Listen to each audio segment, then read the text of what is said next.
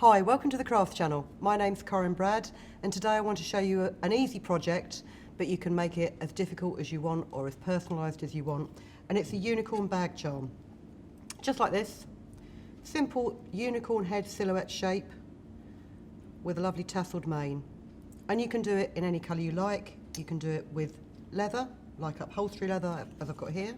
Or you can do it with leather effect fimo, like this one here. So you've got the look of leather and the flexibility, so it won't break if you catch it oddly. So I'll show you both methods. Let's just pop our little unicorn friends up here. First of all, if you're going to do it with upholstery leather, choose something that is about 1.5 millimetres thick, because you want it to be quite sturdy. And what you would do is you would trace around, do you know, I'm such an idiot, I haven't got a pen with me today. You would simply trace around your unicorn silhouette onto the leather, cut it out with a pair of sharp scissors, and then use something like a leather punch to punch the holes in it. If you're going to use fimo leather, I have got all the equipment with me, so I'll show you how to do that. I'd suggest you roll out fimo on, or the fimo leather especially, on a glass mat or a tile. There is something in the fimo leather, I'm not sure what it is, but I have found that with cheaper cutting mats it sometimes takes the paint off them. So to avoid that, I'll use a glass mat.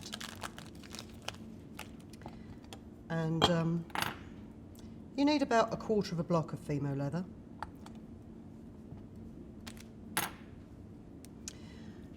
And the makeup of this particular type of clay, you don't need to precondition it like you would with ordinary fimo, because it is very soft. Just roll it out to a thickness, again, of perhaps 1.5 millimetres.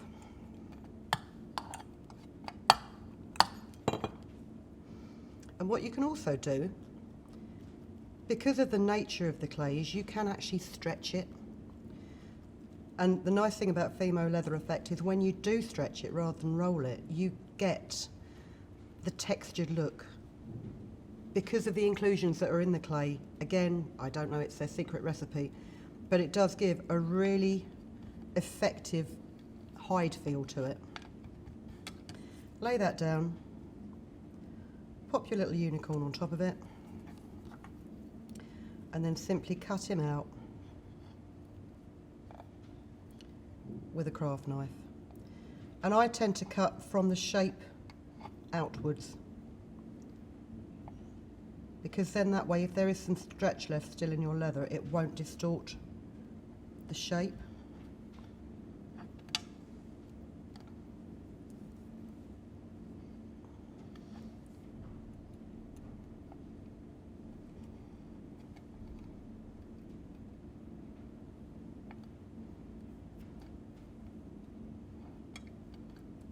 Pop that to one side. And then make a mark where his eye is and his nostril. Peel away your template. And then also what you want to do is you want to indent that a bit further, because the eye and the nostril are going to be 2 holes. You also then want to make a hole here just below the ear and before the horn, because that will be where your keyring fitting goes. And then a series of about 7 or 8 holes just down the back of his neck, because that will be where you're going to attach the mane. The holes don't have to be perfect. I mean, I'm going to use a leather punch to smarten these up once they're cooked. If you don't have anything like that, you can simply do it with a cocktail stick or a darning needle, and just, you know, do a little circular movement to make those holes perfectly round.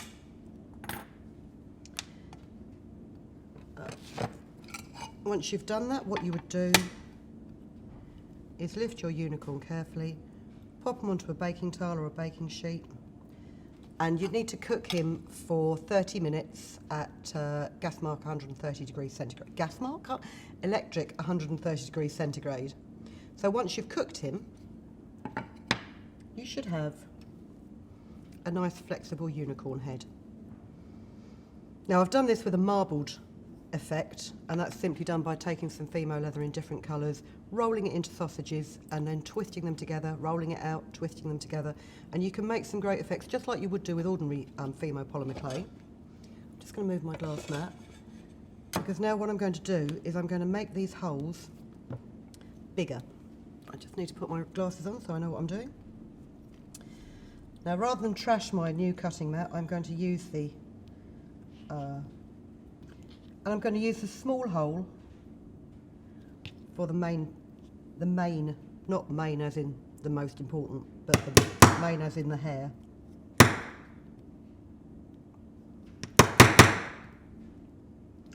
And I always need to remember that I actually need 4 taps of the hammer to get it right through, not 3. That's better. 1 for luck. Or you could use, as I say, you can use a leather punch.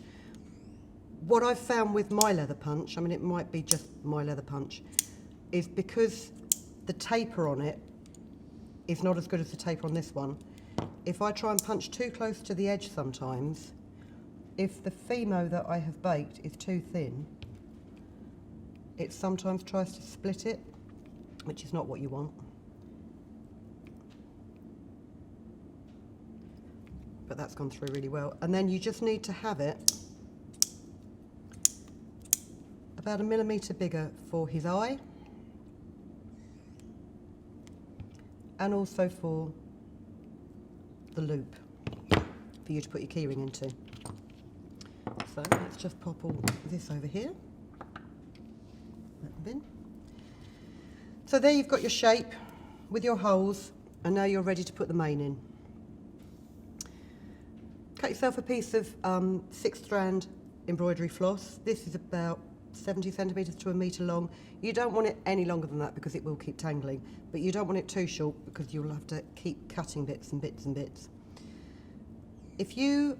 Now I'm left-handed, so you'll need to work this one in your other hands. If you just hold this, the end of the thread in between your 2 fingers, and pass it through the first hole at the top of the main, and then wrap it round and pass it through again.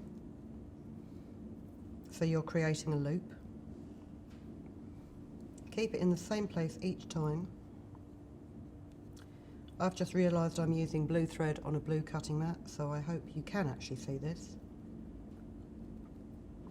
So that's gone through 4 times. Once it's gone through 4 times, simply wrap, holding the loops in place still, wrap that thread around the base of the loops a couple of times.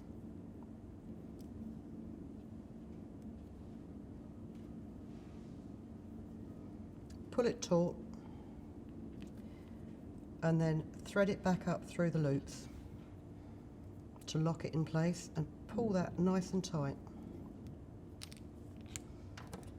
and then you can cut it off. You can cut it off with a pair of scissors that actually cuts. So again, hold the end of your floss between your 2 fingers, pop it through the hole. Oh.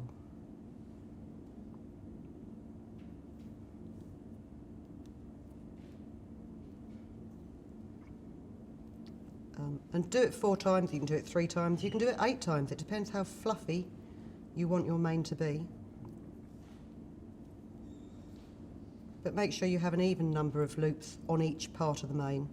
And then, as I say, pass the floss around the base, and this forms like the binding neck of a tassel. Pull it tight,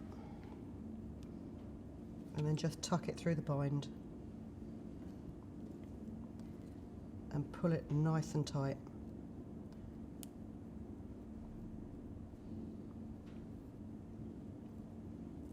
And trim it off.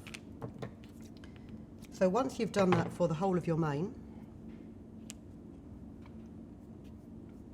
you'll end up with a series of loops like so. And then you can just clip these loops.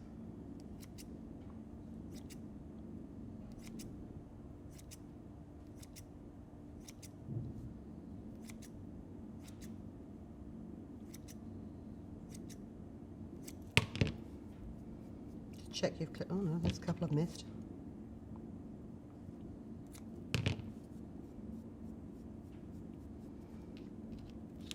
comb them out either with a fine tooth comb or a needle. I found one of the best things is actually my dog's stripping knife, stripping brush for combing, because he hates it, won't let me use it on him, so I might as well find another use for it. Comb it all out neatly and then just neaten up any stray ends like so. So there you have it. Any colour you like, whether you do it in leather or fimo effect leather. You can marble your fimo effect together. You can add glitter effects to real leather. You can colour it with inks. So you can personalise this project. This one here, I've actually put a bit of gold leaf, silver leaf on the unicorn horn. Or if you don't want it to be a unicorn, if you've just got a horse mad friend, just adapt this horn into a second ear. Really easy little project. Nice thing actually to do for the children as well, or with the children, because it just makes them good with their hands. It gets them used to yarn and things like this. And also it's a really fun thing to pop on your handbag or on a zipper pull or something like that. So I hope you enjoyed that. I hope to see all your unicorn charms. If you'd like to pop them on our Facebook page at some point, that would be brilliant. And we will see you again soon. Thank you for watching. If you've been inspired to create, please share your makes with us in the comments section below. And if you've enjoyed videos by the Crafts channel, hit the like button. Want to see more of us? Then click subscribe. See you next time.